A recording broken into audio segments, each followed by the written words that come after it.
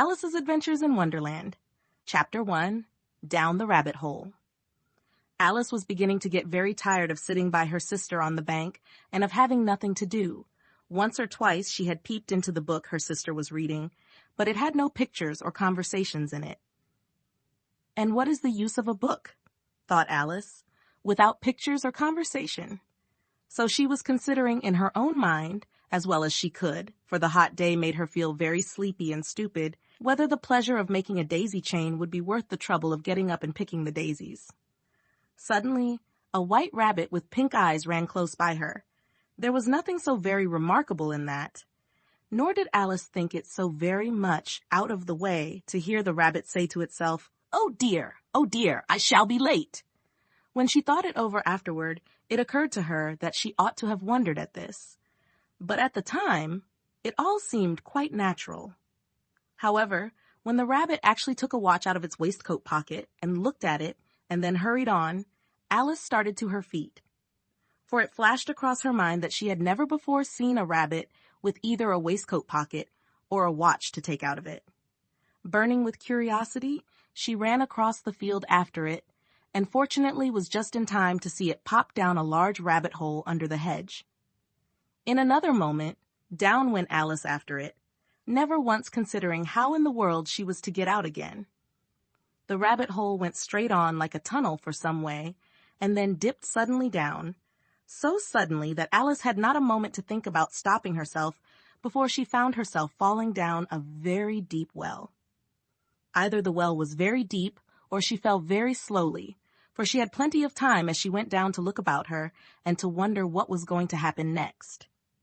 First, she tried to look down and make out what she was coming to, but it was too dark to see anything.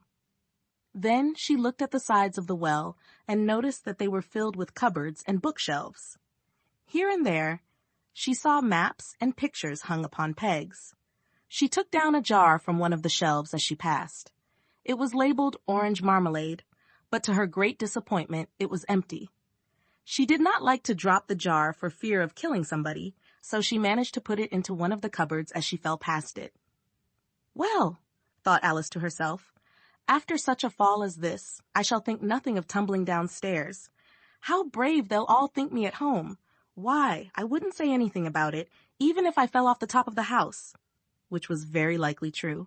Down, down, down. Would the fall never come to an end? I wonder how many miles I've fallen by this time, she said aloud.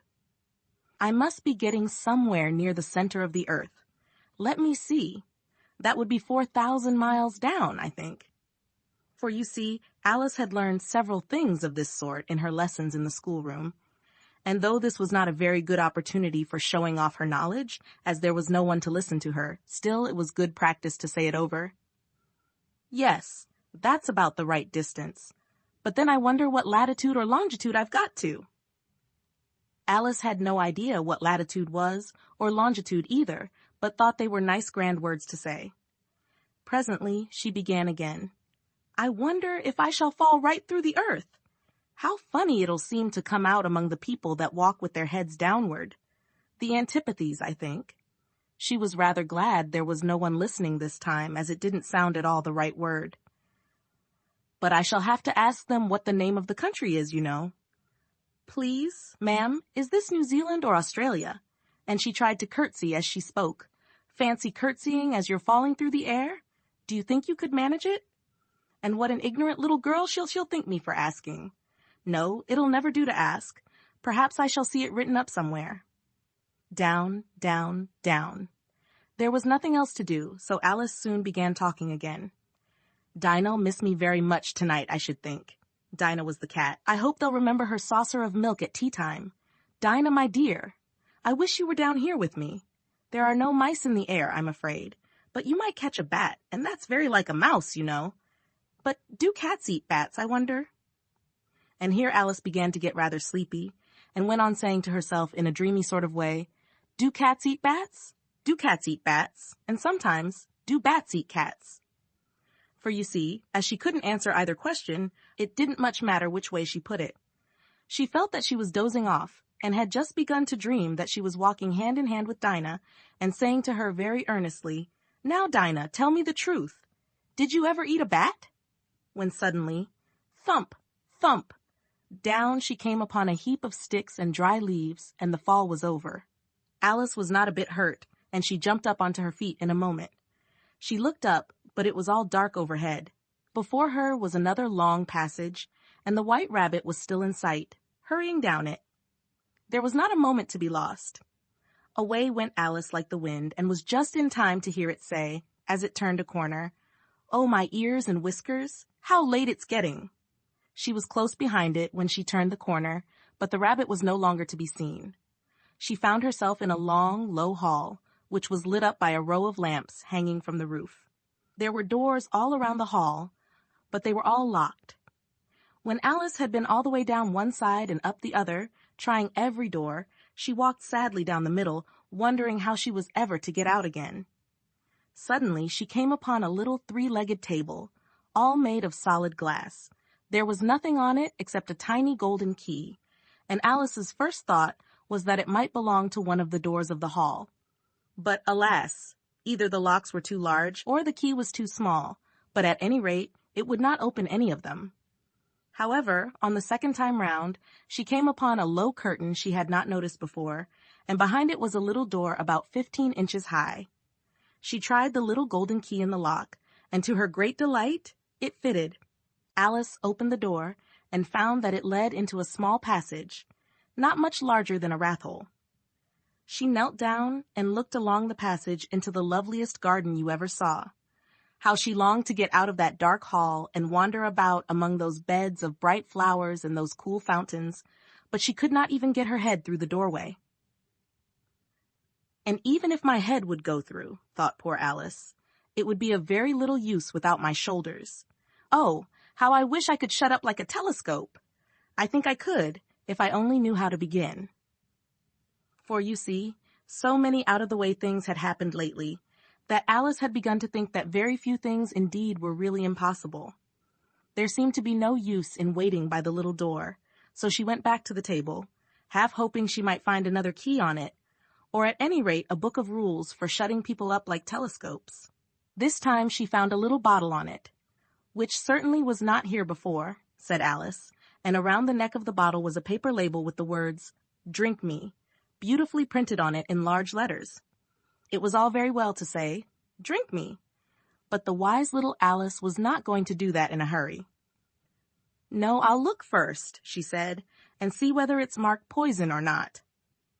For she had read several nice little histories about children who had got burned, eaten up by wild beasts, and other unpleasant things, all because they would not remember the simple rules their friends had taught them, such as that a red-hot poker will burn you if you hold it too long, and that if you cut your finger very deeply with a knife, it usually bleeds. And she had never forgotten that, if you drink much from a bottle marked poison, it is almost certain to disagree with you, sooner or later. However, this bottle was not marked poison, so Alice ventured to taste it. Finding it very nice, it had in fact a sort of mixed flavor of cherry tart, custard, pineapple, roast turkey toffee, and hot buttered toast. She very soon finished it off. "What a curious feeling," said Alice. "I must be shutting up like a telescope."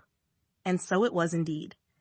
She was now only 10 inches high, and her face brightened up at the thought that she was now the right size for going through the little door into that lovely garden. First, however, she waited for a few minutes to see if she was going to shrink any further. She felt a little nervous about this.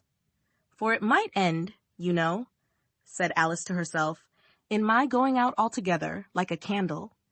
I wonder what I should be like then?" And she tried to imagine what the flame of a candle is like after the candle is blown out, for she could not remember ever having seen such a thing. After a while, finding that nothing more happened, she decided on going into the garden at once. But, alas for poor Alice! When she got to the door, she found she had forgotten the little golden key. When she went back to the table for it, she found she could not possibly reach it. She could see it quite plainly through the glass, and she tried her best to climb up one of the legs of the table, but it was too slippery. When she had tired herself out with trying, the poor little thing sat down and cried. "Come, there's no use in crying like that," said Alice to herself, rather sharply. I advise you to leave off this minute." She generally gave herself very good advice, though she very seldom followed it, and sometimes she scolded herself so severely as to bring tears into her eyes. Once, she even remembered trying to box her own ears for having cheated herself in a game of croquet she was playing against herself.